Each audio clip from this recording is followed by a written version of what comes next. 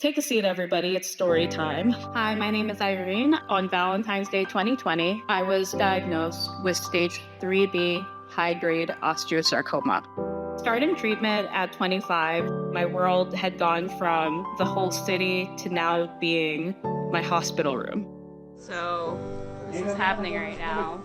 I began my treatment at Memorial Sloan Kettering. They removed the tumor in my femur and they had to fully replace my knee. During COVID, people were trying to comfort me, saying, oh, life is on pause for everybody. I still could see people were getting engaged. Some people were getting married. I suddenly didn't know what my life would look like. I was bedridden for about 10 months. I clung on to the hope given to me by my care team. They saw me as the person I was outside of just being a patient in the hospital.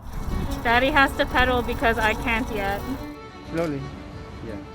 Now, into my 4th year of survivorship, I am able to walk pretty much independently. Independently does not mean effortlessly. As a New Yorker, it kind of hurts me that I can't go at a quote-unquote New York pace. How else I want my 30s to look, I'm really happy to say I don't know. The smaller, more personal milestones, like walking my dog in the park, I have also met the love of my life, and we just moved in together. These were all things that I either imagined or wanted to imagine. I feel really alive with it, and I feel a part of it.